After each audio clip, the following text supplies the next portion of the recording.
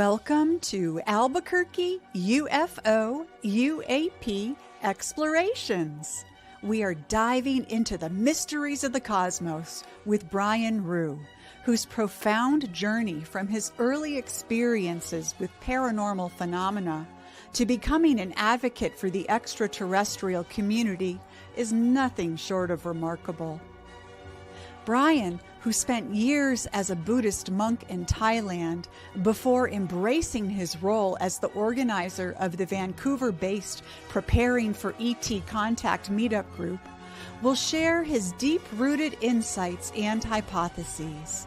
He offers a unique blend of Buddhist cosmology and extraterrestrial theories, discussing how entities like orbs, divas, angels, and various alien species interact with human consciousness. Discover the positive agenda of the Greys and their association with a broader federation of benevolent extraterrestrial races. Brian argues passionately for a revised view of these often misunderstood beings, suggesting that they play a crucial role in guiding humanity toward a brighter, more interconnected galactic future. He will also touch upon the sensitive subject of UFO disclosure, advocating for a careful, gradual release of information to nurture societal readiness for full cosmic integration. So sit back, relax, and let's traverse the stars together and unlock the secrets of our extraterrestrial neighbors with Brian Ruhe. Hey, Brian, welcome. I am Birdie. I am your hostess with Albuquerque UFO UAP Explorations, and we are so excited to have Brian Ruhe with us tonight. How are you doing tonight? Well, I'm inspired to be here, Birdie. Thanks for the invitation. You have a real happening scene. I think you're the biggest main meetup in America right now. We are. We absolutely are. There's absolutely no question. If it's UFOs, we've got it going on. Right on. Well, lots to talk about. Where should we begin? Hey, let's start at the beginning. How did you get into this subject? How did this become your passion and, dare I say, obsession? Oh, gee. Well, I think what happened to me, I had an experience in 2006, which I think some other people had. I discovered the greatest teacher of my life, which was YouTube. And, and my roommate at the time, like it was invented in 2005, my roommate told me about this new thing I discovered in 2006. And I had an interest in UFOs, so I typed in UFOs, UFO documentaries, and I was shocked, stunned, and amazed. So this is what really got me immersed. Like I always had a lifelong respect for the phenomenon. I always thought it was real. So it was YouTube got me into it. And then in 2009, I started the Vancouver UFO meetup. And 6 days before our first meeting on June the 3rd, 2009, I saw my first ever UFO on May 28th, 2009 at 11:30 p.m. Just a small object going by. And I talked to Grant Cameron, he's Canada's foremost ufologist. And he said, yes, he is. Yes, absolutely. Yeah. I love Grant. He's amazing. Yeah. He's a great guy. Like he's our main guy in Canada now. And he said to me, we met once, we're at a house in Vancouver for 10 hours, a group of us. And he said, well, if you've seen a UFO, then you're part of the game. It's not a coincidence. And this was 6 days before the first meetup, which was an instant success. We had 13 people in my apartment and expanded. So it was kind of like a signal. But what really happened for me significantly, so that really got me going. Like we had the Vancouver scene. I mean, probably not as big as your scene. We'd have about maybe 20 people at meetings. We meet like every 2 weeks or 3 weeks or 4 weeks, like regularly. And but on the Ides of March 2020, on March 15th, I met Jeff Silver, who published this book. And he gave me a much better impression of the Greys, because nothing like direct personal instruction, tutoring. Like we met like one-on-ones sometimes for like 5 hours at a time. So Jeff Silver really improved my attitude to the Greys. I was quite dubious about them before. So yeah. So out of respect for him, I wanted to actually just read one page from his website. Should I jump into it now or? Jump right in, Brian. We want to hear this. Okay, so I'll use your share screen. I'll hit your present button. Okay. Share screen, but what could possibly go wrong? It's StreamYard, right? Okay, now I got to do this allow function again, entire screen. Okay, now I will hit share screen. This is, can you see this? There you go. Yeah, okay, so that's, just want to make sure you can see it. So this is his website about his book, And The Rising by Jeff Silver. For all those who are listening on audio. Yeah, Silver with an E. Silver. And the Rising and the Alien Plan to Build an Enlightened City on Earth by Jeff Silver. Selver for everyone who's listening on audio. Yeah, and the book's available on Amazon. But actually, I don't need to share a screen to read because the writing is a bit small, so I turned off the share screen. But I'll just read just one page about. He wrote about President Eisenhower's possible meeting with the aliens on February the 20th, 1954. So the share screen's off now, correct?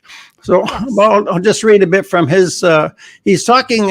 He's quoting Gerald White. Now, Gerald White was a very well-known metaphysician, metaphysics, a writer. Metaphysics? Yeah, very well known in metaphysics, also an experiencer as well. So the military felt that they should invite some people like that to get a public impression on what it's like, because it seems like humanoid aliens were there to meet President Eisenhower. Now my feeling about the world power structure was that really I would think of Eisenhower as an agent for the Rothschilds. So getting into sort of political views, I don't think the United States was like a sovereign nation with an independent military. So I think probably there was Rothschild agents there acting for President Eisenhower. I think he was there, but I don't think he was the man who called the shots. But that's kind of a debatable point. But Gerald White, he was there, and he wrote a letter 2 months later to an individual person. This is a private letter, but now it's in the public domain. So I'll just read one page of this because it's very central to my thesis about in the 1950s, what was known were the contactees were, humanoid type aliens, human looking. Then later we hear about the gray. So what happened? I think this was a transition point. I think this was a very key to this big history. That's why I'm reading this particular bit. So to quote Gerald White, he said, the reality of other plane aeroforms is now and forever removed from the realms of speculation and made a rather painful part of the consciousness of every responsible scientific and political group.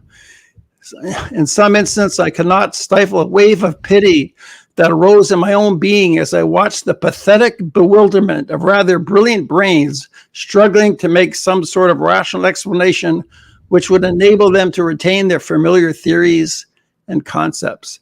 And I thank my own destiny for having long ago pushed me into the metaphysical woods and compelled me to find my way out. I've forgotten how commonplace things as dematerialization of solid, in quotation marks, objects had become to my own mind. The coming and going of an etheric or spirit body has been so familiar to me these many years. I had forgotten that such a manifestation could snap the mental balance of a man not so conditioned. I shall never forget those 48 hours at Muroc. So Muroc was, for 20 years, that was the name of Edwards Air Force Base. It was called Muroc Airfield and Muroc Air Force Base. It was just renamed in the 1950s. That's why we think of it as Muroc. Like today, we think of Cape Kennedy and Cape Canaveral. So carry on. So this is Jeff Silver's commentary. He says, it appears the humanoids, and of course, they wouldn't send their freaky looking grays to see the President of the United States. He would have human looking ETs. He said, it appears the humanoids may have removed their spirit energy from their body, or maybe they turn themselves into orbs. The things I and other contactees have seen aliens do. This is Jeff Silver talking, not me. It also appears they may have manipulated matter in front of the group, which has been witnessed by some contactees of the Greys. So this could have been a live demonstration, possibly to show the power of consciousness and that the nature of the universe is spiritual. So carrying on with Gerald White, he described the atmosphere of the meeting. I've never seen so many human beings in a state of complete collapse and confusion as they realized that their own world had indeed ended with such finality as to beggar description. Like, wow, what a writer. This guy is quite a writer. Man, Brian, all of that Eisenhower mythology, and which I believe 150%. I mean, I believe that happened, that Eisenhower entered into a treaty with, and I want to ask you, have you seen the film The 11th Green?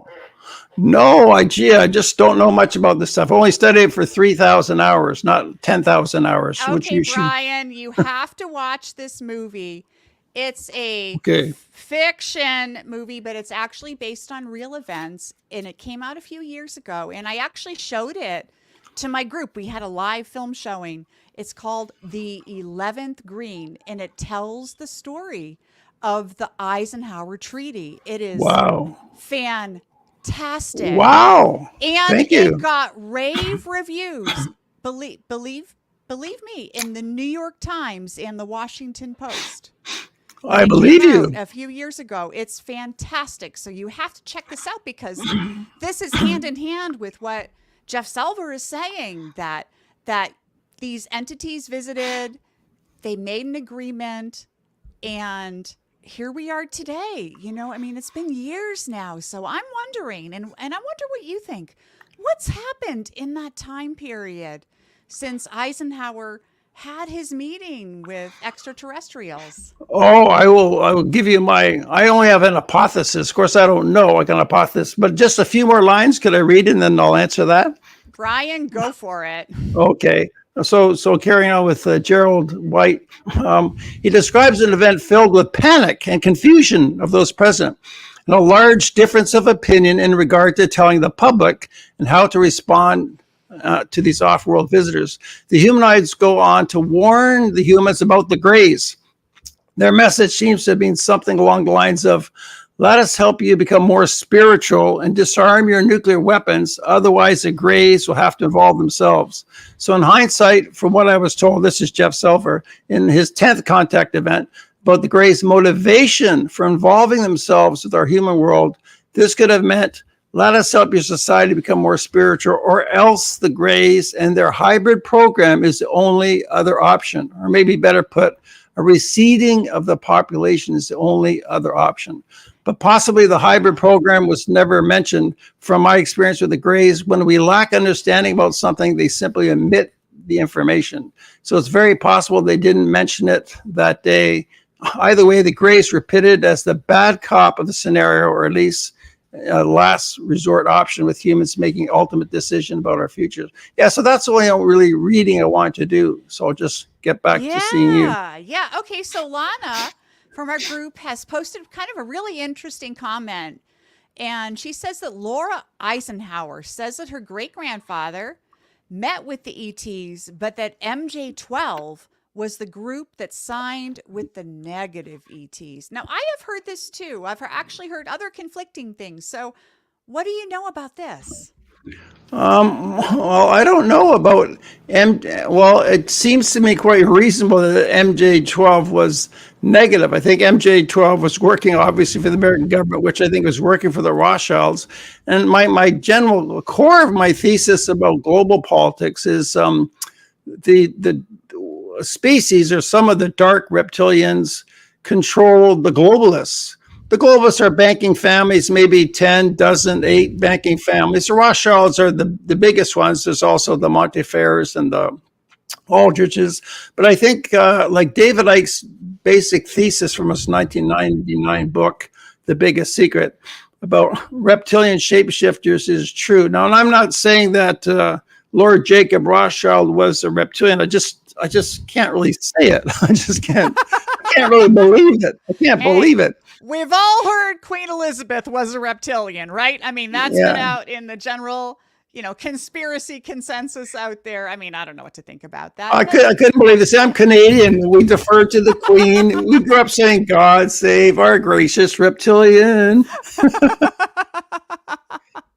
But So this brings up a question, Brian. So are the reptilians malevolent? Now, last week I had a live stream with Nancy Thames, who has had incredible experiences, and she said that some of the reptilians are malevolent and some are not. Some actually have good intentions, and I'm wondering what you think about this, because everyone, I mean, reptiles in general, we humans, we recoil when we see a snake, right? Or a Yeah. scary looking lizard. It's built into our DNA to have that reaction. And you can make the scientific case that you have that reaction because they possess venom, they could harm you, but perhaps there's something else going on there. I'm kind of wondering what you think about that. Well, Oh my gosh, look at that. You yeah, got your little buddy. my cat recoils at reptilians. My cat doesn't like reptilians.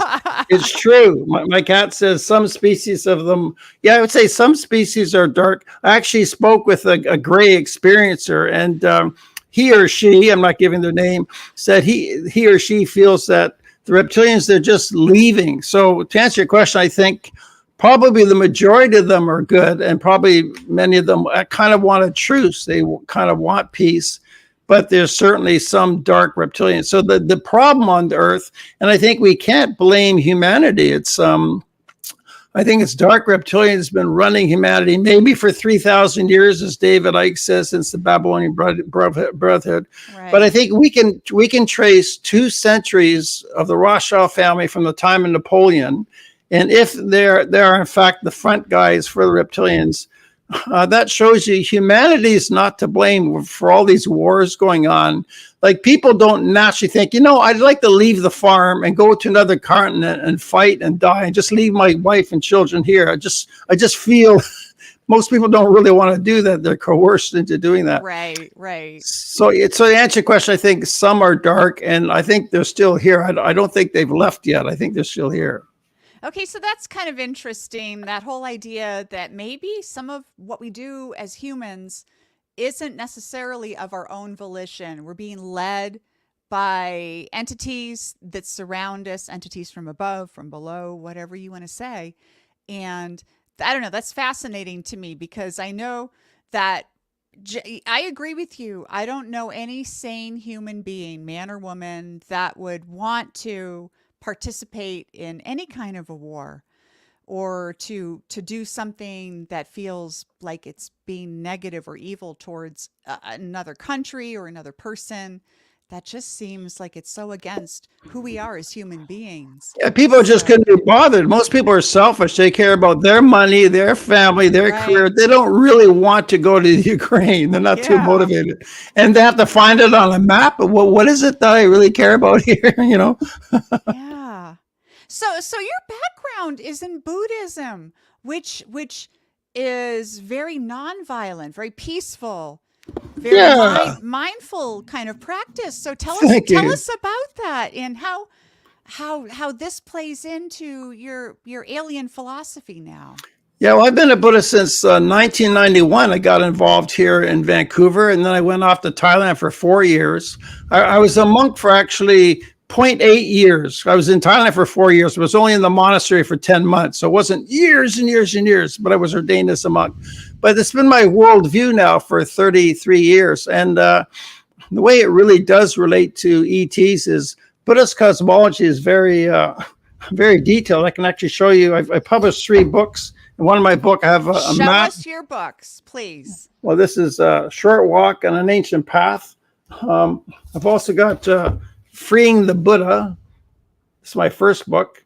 But I've got a map of heaven. So the heavens actually relate to extraterrestrial, especially things like orbs and non-human intelligence, some non-physical intelligence. I think you can see this. This is a blow-up of heaven. Can you see that? Yes. Yeah, even with the Buddha describes, I can show you this other page. This is the 5 realms of existence. There's like heaven, hell, animals, ghosts, human realm, and then the blow up of heaven down here is this pie graph is a blow up. So the Buddha describes 6 lower heavens in the central sphere. Like each one's like a dimension, a higher and higher dimension. The lower ones can't even see the higher ones. Then beyond that is the fine material sphere with these vast godlike beings, which can stretch, can encompass 1,000 world systems. And then there's a formosphere, beings with no form at all. So the Buddha is describing these, devas is the term for angels. So anything above us is called deva, D-E-V-A. So that includes physical extraterrestrials. In Buddhist cosmology, the human realm is all over the universe. We're not limited to planet Earth. Planet Earth is not particularly special. So there could be humanoids, a human realm on other planets. So when we look at all the details of the Buddhist cosmology, one of the Buddhist discourses actually said, cars fit for gods they have. So God is another term for an angel or deva. So the Buddha is actually describing the vehicle that the heavenly being cruises around in. And also you might have heard of the Vimanas. Yeah, these are the Vimanas from the, Bhagavad Gita, Yeah, and the Ramayana. So this is pre-Buddhist teachings in the Hindu and Upanishads and Vedic teachings, and also in Buddhism. So I was just we had a famous Buddhist monk here over the weekend on Monday, actually. No, today's Wednesday. And Ajahn Jayasaro, and I made a video commenting on some of his ideas, saying, we really need to connect the dots. Our senior Buddhist Western teachers have to connect the dots between UFOs, aliens, and Buddhist cosmology, because the Buddha has a 2,500-year-old language, whereas the language of today is people see UFOs, they see grays in their bedroom, right? Yes. We have to talk about this. So it's hard to get monks to talk about this. But we have one monk in Ontario, Ajahn Punadam, who did a video with us in 2020. Like, he's the expert on Buddhist cosmology. Yeah, I think Buddhism has a lot to teach ufology, and ufology has a lot to teach Buddhism. I just released a video, 2 days ago, called Ufology Leads Buddhism, and Buddhism Leads Ufology. I think, that's really fascinating, and I am going to watch your video tonight because I'm super interested in this. Now, I grew up Catholic, and I know, because although I consider myself I'll call it a recovering Catholic, as people say, kind of rejected the religion of the past, but I've encompassed the beautiful teachings from Catholicism and have my own idea of spirituality these days. But one thing I've found so interesting is that the Vatican has its own astronomer and its own priests who have even come up with their own idea of an extraterrestrial cosmology. It was actually leaked just a few weeks ago that they're coming up with a new theology that encompasses extraterrestrials or interdimensionals or non-human intelligence, I guess is the new buzzword, right? And they're trying to incorporate this into the full Catholic theology because they know that disclosure is coming and that people are going to have questions and want answers, and they don't want people rejecting the religion. So it's just fascinating to me to see different kinds of religions in their, Buddhists, of course, they have a very grounded presence, and it makes sense to me that they would be open to this. The Catholics are now open to it because, you know what, they don't want to miss out on the gravy train. Let's be real.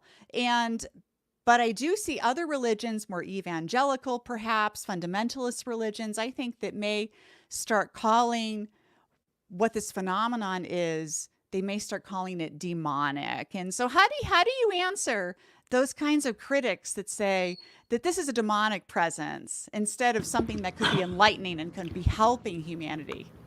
Well, I've had that comment about 136 times on my videos because I'm mainly on BitChute since YouTube deleted me. So I guess there's a lot of Christians, but what I tell them, I would say that the Catholics are way ahead of the Protestants because I agree with everything you said about the Catholic Church. I had an experience back in 2010. I met with a Catholic priest and we were talking about this very thing because I was I was in the TV show V as a background actor playing a cardinal in Oh, the Vatican. cool. So I was dressed as a cardinal of the Vatican. He was hired to show us how to wear the robes.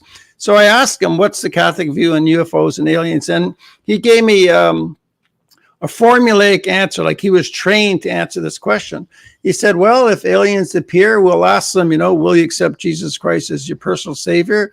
Or perhaps they have another method of salvation. So this indicates that, like you're getting at, they're already prepared for this. So Right. They are absolutely prepared for this. yeah, so they don't call it demonic. So I think Christians who say it's demonic, I think it's inaccurate. And maybe they're feeling that their religion is threatened because they're dependent upon the historical fact of the details of Jesus Christ's life, that your personal salvation depends upon something that happened 2,000 years ago, like your sins are atoned for if you believe in this historical event. So maybe they think anything that threatens that is demonic. Yeah, I think that people are afraid of things that confront how they view reality, right? And so a lot of people, and I speak from experience from my own family, for example. I have 4 younger sisters. I have parents who were not into this. My mom's passed away. Now my dad's starting to get into it a little bit because of my interest in this. Good. Yeah. He's older and in his 80s, and he's now starting to think about these things, mainly because I'm beating him over the head with it. But, it takes what it takes, right? But I've had lots of conversations with friends and family over the decades, because I'm no spring chicken. And well, you look like a spring chicken, Birdie. You're dressed really well today. That's why you're doing fine. That's why I like you, Brian. It's relative, because I'm no spring chicken. Oh, I use oil of Olay every day. I've been using oil of Olay for 50 years. But it's been so fascinating to me because I have been into this subject since I was a little kid. I had my first UFO experience when I was 7 years old. I've talked about it multiple times here, and I've had subsequent experiences, kind of a lifelong experiencer. And you have. I've heard your experiences. I want to interview you on my show. I want to hear about every detail on my show. So absolutely. That's an invitation. Yeah. But it's been so interesting to me to, and I've matured in how I present this to people over the years. And when I was young, 50 years ago when I was a little kid and talking to people, and, I didn't have the language. And then as I became older, then I got really kind of confrontational. I wanted people to believe what I believed because I knew it was real, because I experienced it. And back then, it was still so stigmatized. And now people are starting to listen and to hear it. And I see a comment here, really interesting comment from Brad, who says that Christianity is based upon a foundation of fearing God. There is no creator that should be feared, nor fear anything. And I think that is a really valid point. Really interesting and valid point. So thank you, Brad. I know Brad. He's been part of my meetup. We work together. He's a great guy. Yeah. I sent him $20 to ask me a question. No, just kidding.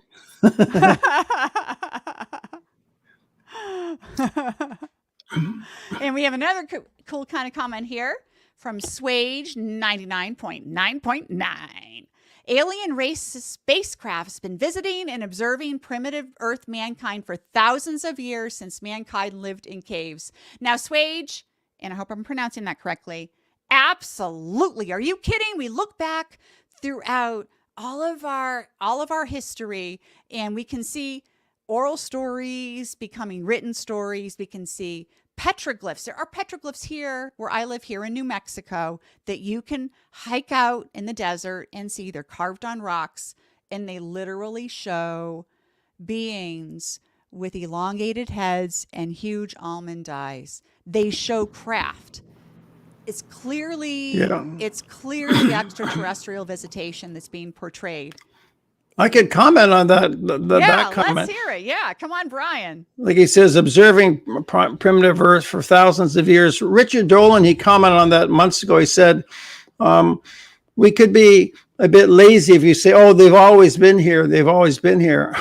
Maybe that's true. But my own view, based upon, I'm very much influenced by Susie Hansen. I always like to hold her book up. She states that there was something started around the year 1850. And we're not saying they haven't always been here. I would say they have. But I think the current hybridization program or change in our society and world, she says, begins around 1850. And for instance, Nikola Tesla was born in 1856. And then there was a spiritualist movement, like spiritualism, and all these changes, like we were just horses and buggies in 1850. So they didn't seem to be doing too much from like 500 AD to 1500 AD. There wasn't much interaction, but now there's a lot more. So I think, they have their own program going on. We can't understand fully what it is, but they seem to come. Richard Dolan also in his book, I like to show books. Yes. In Alien Agendas, he points out. Oh, great book. Yeah. But answering that concern, he says around 40,000 years ago, there was this allele gene, which is part of a gene, an allele, which caused the brain to get bigger. And he says geneticists insist it had to come from somewhere else, and it didn't come from the Neanderthals and didn't come from the Desnovians. So who's the daddy? And the geneticists, I'm not a geneticist, but they insist it had to come from the outside. So his theory is it could have been aliens. So maybe from the year 1850, my hypothesis, they're deciding to tweak us now. We're currently experiencing, and a tweak could take 500 to 1,000 years. Yeah, very true. Very true. We could be just kind of middling in that, where maybe we've been slightly tweaked and we haven't reached our full potential. That's very, very possible. And, so many people in the UFO space have been talking about this. Even people like Lou Elizondo has referred to it in a number of podcasts. Did Lou talk about that? I didn't know that. He did. He alluded to it. He didn't say directly, but he did say when he was doing that big major podcast run, kind of before the pandemic started, and he was on everyone's podcast, and he was talking about if people knew the truth, it would be somber, it would be sobering. And one of the questions he posed to the audience at that time was, what if something else helped create us? So he was definitely thinking along those lines. Yeah. And what does he know, right? He must know. Of course, he's got all these secrets he owes. So I do appreciate his position. A lot of respect for Lou. I'm not criticizing. Like, I don't expect him just to tell us everything he knows. He go to jail or whatever. Right, he just can't do that. Right, exactly. So, Brian, what do you think's going on with the Greys? You've called yourself an advocate for the Greys. So tell me why. Tell me why we should love and appreciate the Greys.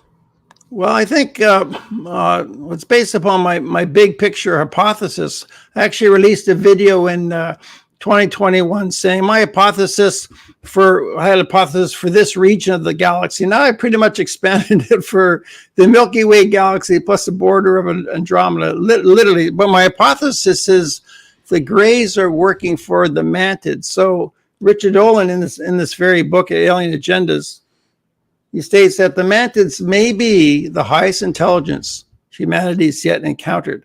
So they seem to be the architects, the project managers, which give instructions to the Greys. And like Richard Dolan says, when you're on the factory floor, you don't see the boss that often. You see all these guys with grease, and then occasionally the boss with a suit walks across. So many, like Mary Rodwell, I've spoken with her, done videos since 2018 in Australia, and she said that 70% of the family she's hypnotized and worked with have had contact with mantids, but mantids are rarer than the Greys. So in order to understand the Greys, I think we have to understand the mantids. So I think there's kind of like a federation of planets. I might not call it that, but they work together, the humanoids, the Greys, various types, Palladians, whatever you want to call them, they work together. So I think the Greys are best suited. They're basically assigned to this job because they have the skills to interface like with the alien contact.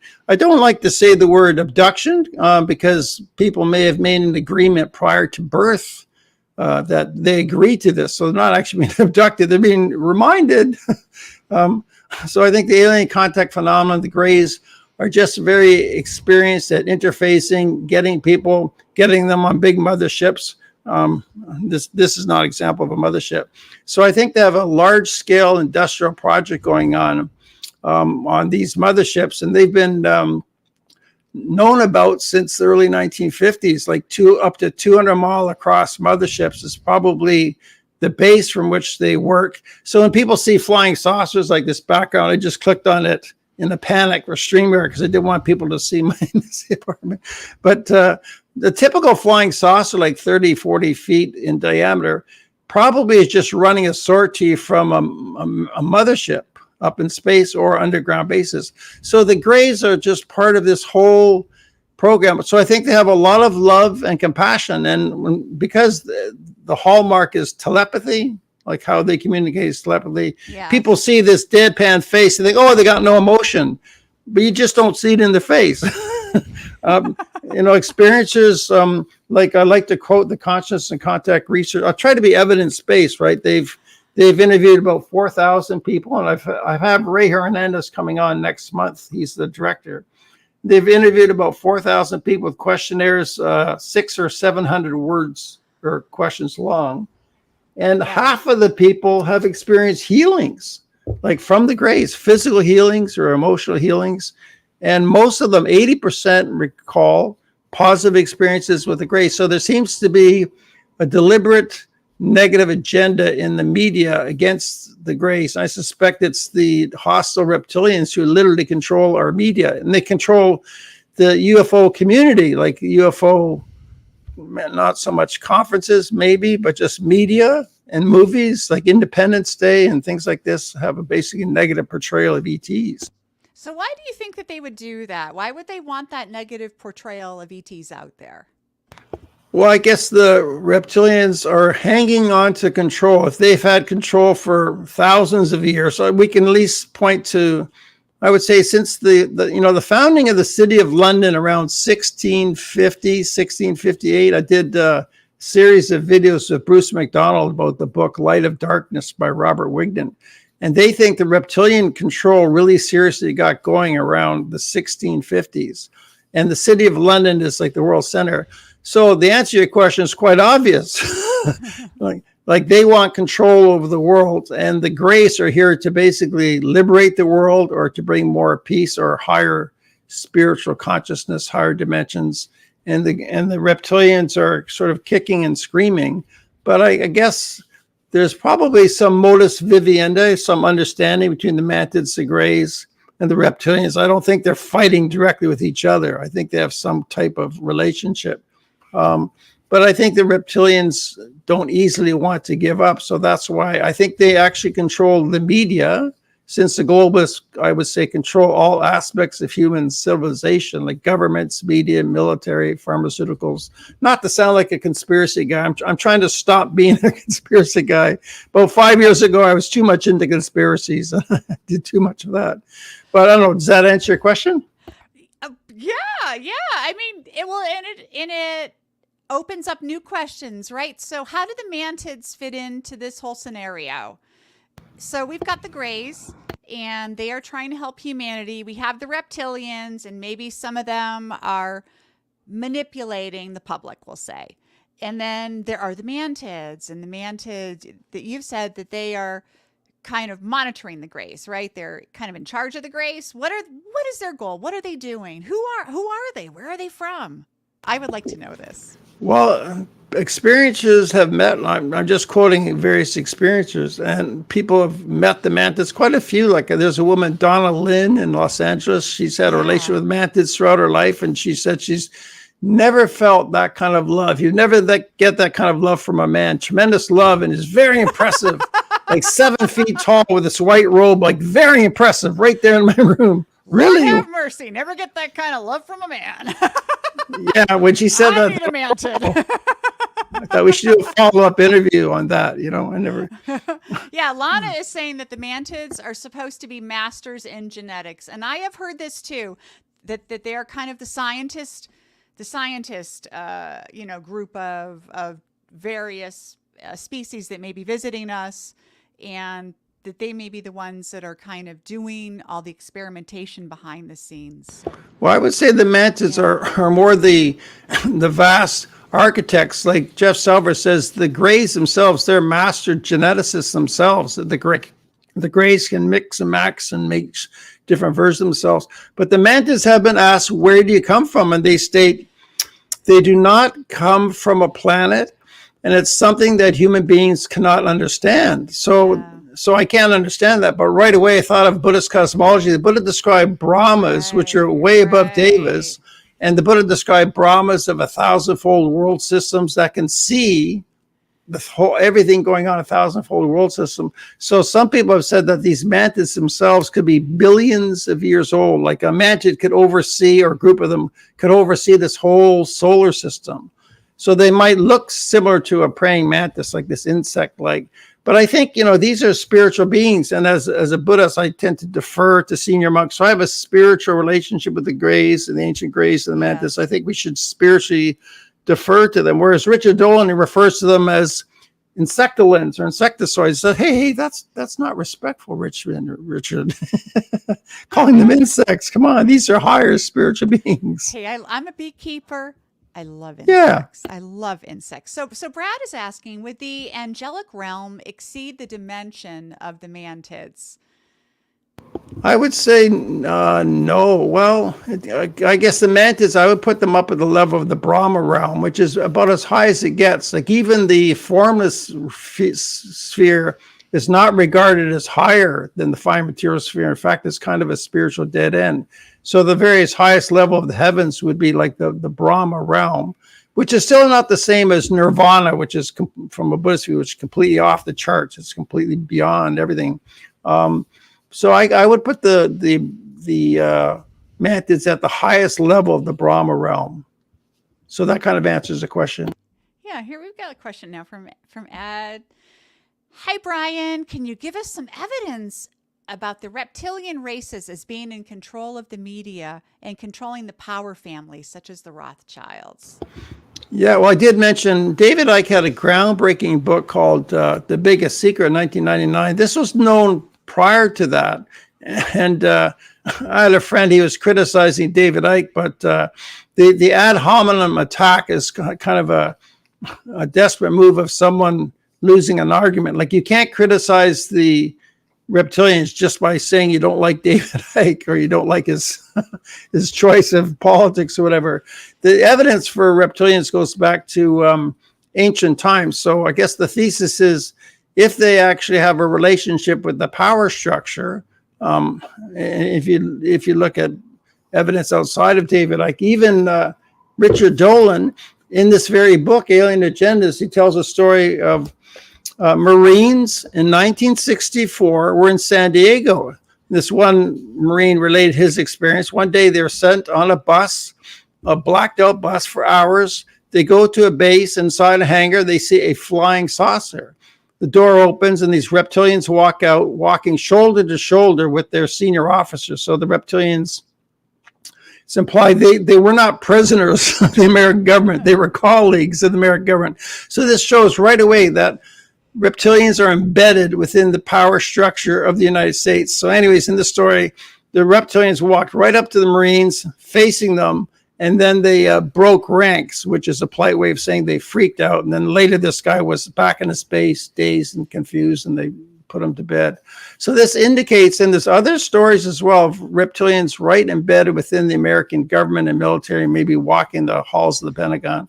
So if that's true and they're shape-shifting, I should mention the Buddha said a hallmark of the Devas is shape-shifting. Like generally all of them have some ability to shape-shift. It's within the realm of reason that they're in the highest levels of power. And we should understand that the higher levels of power do control the media. Like I think if you look at Viacom, CBS, ABC, all the major news media, they're owned by about 6 different people or groups, right? Like it's a small number of people that pretty much own the media in the United States. So that's just a straightforward financial, like look who owns what. So the highest power structure definitely owns the media. We don't have a free press, I would say, in any of our 190 countries. Yeah, I think that that's kind of interesting. I personally have never considered that it might be an alien presence that was controlling the media. I always thought it had to do with big money and corporate interests, but it does make sense that there could be some kind of, you know, alien marriage there going on that helps define a narrative, because I think narratives are kind of so important, I think, in when you look at who we are as a people, where we are going forward, our media, the stories we tell ourselves, the stories we tell each other. We're always crafting narratives, and it's kind of interesting going into this age of disclosure. So let's talk about disclosure for a bit. Now, I am an advocate 100% for open disclosure. I just want it out on the table. I want to know everything. I don't care how hard it is for people to accept. I want to know, and I believe that everyone has a right to know. But I think that you have a different viewpoint here. So tell me about what you think about disclosure. Well, I think what we actually experienced since 1947 is gradual. I mean, obviously, it's Very been gradual. I mean, obviously. And you could say, what about the 1897 crash in Aurora, Texas, when federal marshals came with horses and buggies? They said, nothing here, folks. So under President McKinley, they had a downcraft. Like, what about 1941, in the Missouri? Anyways, it's obviously it's gradual. So why? And because it's gradual, is there any reason to think that, the year 2025, suddenly they're going to just give it to us? Is there any reason to suspect that? Well, So I guess I'm not expecting open disclosure, but that's what I think we deserve. That humanity, we deserve to know. I can understand the case for a slow, measured disclosure to get humanity acclimated to all these different ideas, because most people on the planet haven't been exposed to these ideas. We're lucky. You and I are lucky. Everybody watching this right now, all you guys, love you so much. You're so freaking lucky to be a part of this today. You're right, Birdie. You're right. Know what's going on, to be a part of it, whether you've had your own experiences or whether you've just immersed yourself in the study of this and you know that it's real. There's something to it. You are blessed. You're lucky to be a part of this movement. And many of our brothers and sisters around the planet are not this lucky. So I do understand why maybe slow disclosure could be warranted. I still think we should just throw it out on the table, but yeah, I didn't answer your question. It's true. I was just observing, but I think the justification for it is there's that Jack Nicholson movie. What did he say? You can't handle the truth. and as Lana points out here, I think the government is afraid that the public will string them up when they find out how we've been lied to for so many years. And that's so true. I mean, people have been killed because of this information. Other people have been irreparably harmed in so many ways, perhaps taken away from their families or threatened, maybe made fools of in front of friends and family, and lost jobs. It is horrific what's been done in the name of keeping this a secret.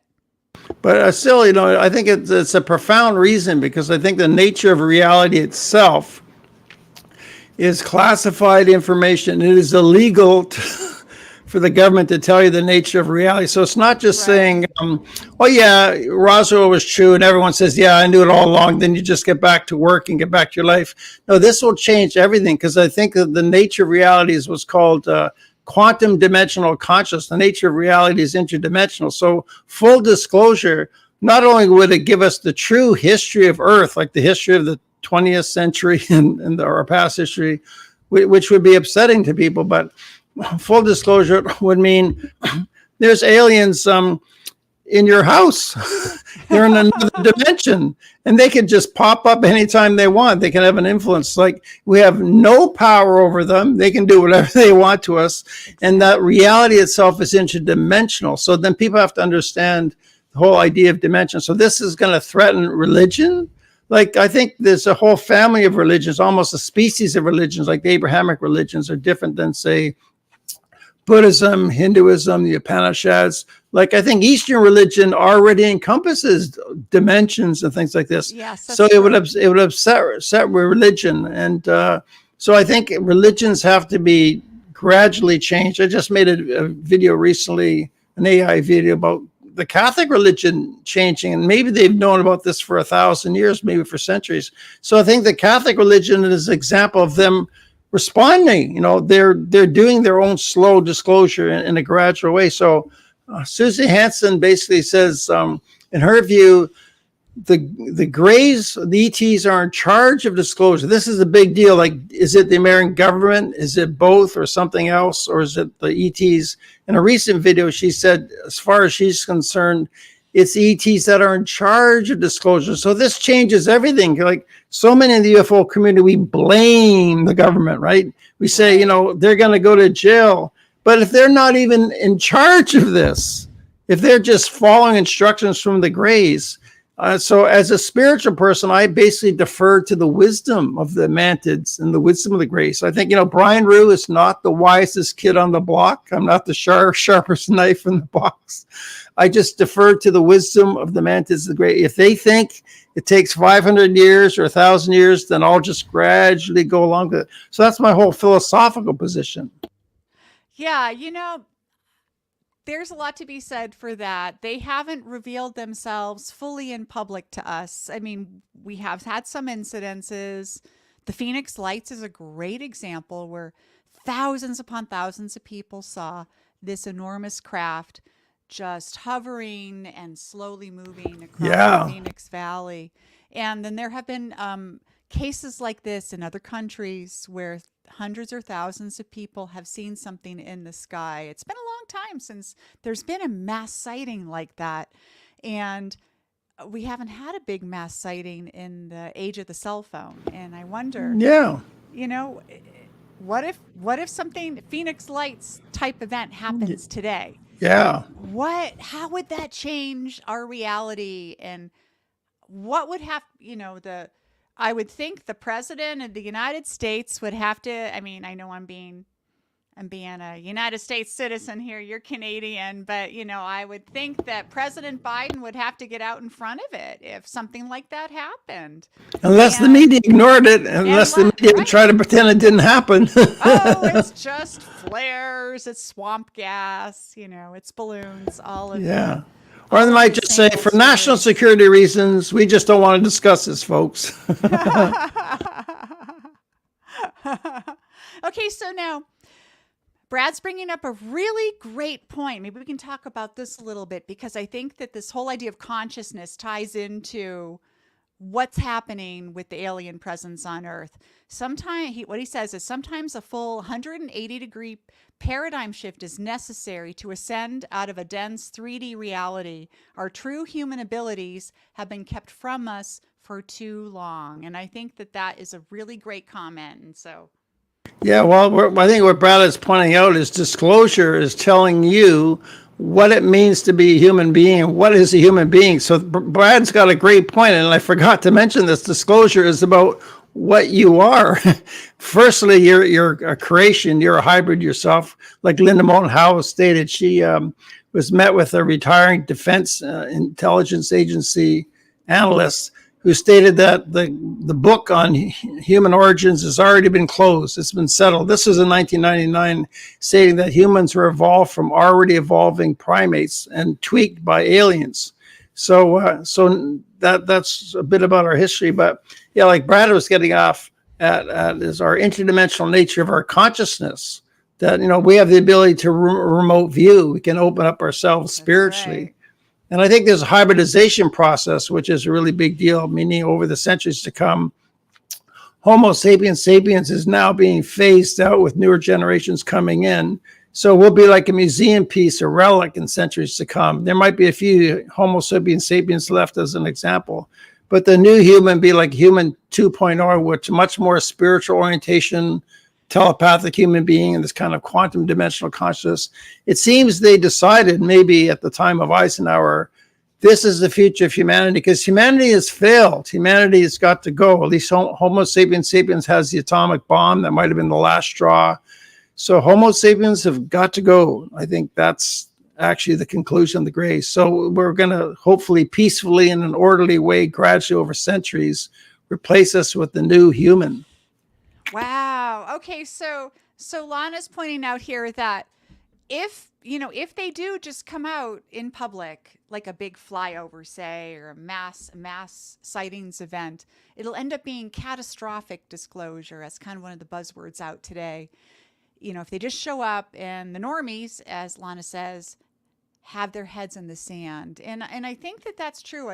Do you think that catastrophic disclosure could be a real problem? Do you think people would freak out, that there'd be panic, economic collapse, things like this? I mean, people have been debating this. Well, I agree. It would be catastrophic disclosure if it was like, massive motherships, 200 miles across, came a little lower in the atmosphere, just over Washington, D.C., and hovered there for a month. Yeah, I think that would be wrong. But I think this is an abstract question. I think the Greys obviously have decided not to do that because they've obviously for hundreds of years not done that. I mean, so I don't think it's going to happen. But I guess it would be upsetting. But I don't know. I tend to think people could handle it. But I guess it's the wisdom of the Greys. Like, I would actually like to see disclosure. I like to see more of it. I like to see it get going. It's just, it's not for me to decide. I'm just one guy, right? And what you're getting at before, Bertie, is we're in kind of an echo chamber, the UFO community. We're big. We're millions of people. But there's a billion people out there trying to put food on the table. They don't even think about space. They don't think about UFOs. They don't have time. They don't have time to think about it. When you're struggling to put food on the table, as you mentioned, to pay your rent or your mortgage, you have kids you're trying to raise. It's so hard. One thing that I've noticed, and I've pointed out before, is that if I look at the UFO community generally, up until kind of the real modern age of the internet, so say the past 10 years, so before that, because I've been into this for 50 years, and in the past, I would go to conferences. I would, subscribe to magazines and various people's newsletters and pamphlets. And I would read every book that I could get at the public library, order things. And when I would go to a conference, it was generally people who were older. It was not the younger crowd. But now, in the age of the internet, with Twitter/X and Instagram and YouTube, we're seeing a lot more younger folks coming in their 20s and 30s that are getting involved in this, and it's so wonderful and beautiful to see this new movement, young blood getting in. These young folks are going to be the ones who are going to help us figure out the answers to all these questions that you and I have been striving for a lifetime. And consider the three waves of souls. Susie Hansen's thesis of the three waves of souls. Have you heard of that? Yeah. I think it's actually perhaps the most important teaching I've ever heard in ufology is that this program that's been in place since 1850s is very sophisticated and leaves nothing to chance. But the key people coming in, not just the star kids, we see these talented kids, but there's what's called the endpoint children or fourth generation children, children born to like the fourth generation of this lineage. Like, how parents have had ET experiences and grandparents. Yeah. But she describes the concealed ones. These are people, they'll be activated at a time when it's right for the world. They're probably around the age of 40 now. They're assuming positions of leadership and power. And they're not even aware of the tremendous education they've had on the craft. Like, they're professionals, responsible, very ethical. And somehow they'll get turned on and they will turn the tables on the corrupt power structure of the world. And this is what's really going to be an illuminating period for mankind and really improve the world. So this is what she's been told by the Greys, and Dolores Cannon wrote the book, The Three Waves of Soul. So there's a few other sources for this. I think this is a single most inspiring thing in ufology, that the Greys have our backs, or the mantids have this planned out with the three waves of soul. So I couldn't be on this show without mentioning the three waves of souls. And you can get her book on Amazon. It's about $30. The Dual Soul Connection, The Alien Agenda for Human Advancement by Susie Hansen. She's in New Zealand. Definitely recommend having her as a guest sometime, and certainly having Jeff Selver as a guest as well. Oh, absolutely. I'm going to reach out to both of them. Good. So what would you recommend, Brian, for everybody who's out there watching this today or in the following days? What would you recommend that people do? How can they get involved? How can they learn more about what's happening? How can they raise their own awareness and discover their own potential? Well, yeah. Well, I guess I could recommend doing what I've done over the last 4 years. I would go to Susie Hansen's YouTube channel. She hasn't updated it in about 2.5 years, but she's got a long list of videos, about 50 of them. I've seen probably all of them, and some more than once. So she goes into a lot of detail. She's got videos going back to like 2007. She's been invited to proper conferences in the United States and Australia with slideshows and movies, even her videos of her under hypnosis. So it's Suzanne Hansen on YouTube. Also, Vancouver UFO is where most of Jeff Silver's videos are. Vancouver UFO, it's on YouTube, also jeffsilver.com. I would study them. Also, I have a new website, University Galacticus. I have under resources links. So their links are there and other resources as well. That's where my main sources of where I've been currently getting educated now. I can't recall everything I've studied since 2006. There's so much of it. Yeah, like Richard Dolan says, the learning ufology is like such a big wall of information. It's almost, the learning curve is so steep. It's like a mountain. So how do you begin with this? I would say get some good sources, because there's lots of disinfo out there. Plus, there's also so much particular information which is so minor, detailed, or off on a tangent. Not that it's not true, but there's so much information out there. I think search for what's really vital, not what's periphery. And how can people get a hold of you, Brian, if they want to learn more about what you're doing, about your UFO group up in Vancouver? Yeah, well, I guess the most important thing is to know how to spell my name. It's a German name, Ruhe, R-U-H-E, because my website is just brianruhe.ca. That means Canada, because there's a German fellow who's got brianruhe.com. I couldn't buy him out. So to go to brianruhe.ca, or our meetup group, I like to do a plug for meetup. It's called Preparing for ET Contact. And also our new website is called universitygalacticus.org. Easy to spell, universitygalacticus.org. And my phone number is right on my website. I encourage people, just phone me up, email. I'm one of these nerds like Bertie. This is my life. I spend 60 hours a week at this. I got no parents to look after, no kids, just my cat. I live alone. So I'm easy to talk to. Anyone can talk to me. I'm available to the world. I've had my phone number on my website for 28 years. Brian, this was awesome. Thank you so much for coming and speaking with us today. I certainly got a lot out of it, and I'm sure that everybody else did too. This was wonderful. Very good. Well, thank you, Bertie. And I'm waiting for the time I can host you. I appreciate the invitation.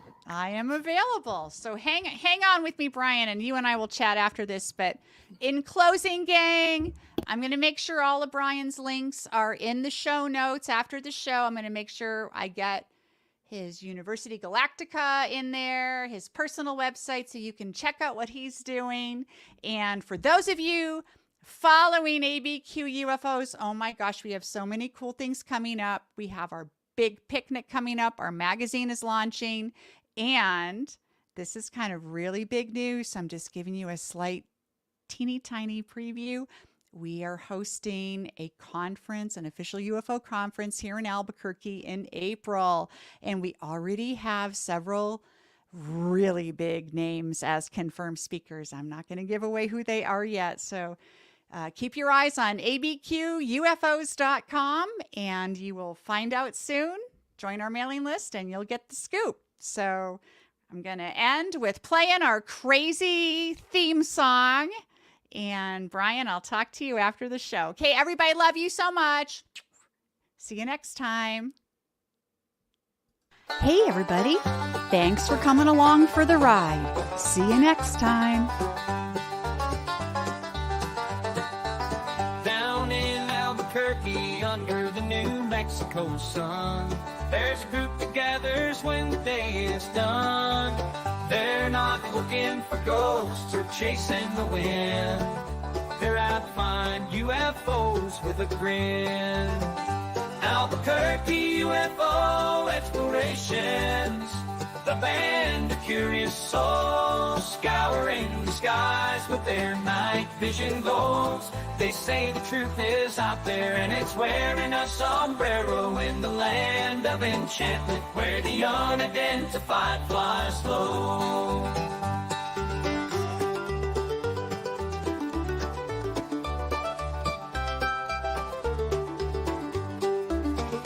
With their heads in the clouds and their eyes on the stars, they're more likely to find Venus, but they're hoping for Mars. Equipped with their cameras and a six-pack of brew, they're ready to debate 'twas a balloon or UFO that flew. Albuquerque UFO Explorations, seekers of the night, looking for a light that zigs and zags, then takes flight. They can all be satellites or drones in disguise. Maybe it's an alien dropping by for some fries. Maybe it's an alien dropping by for some fries.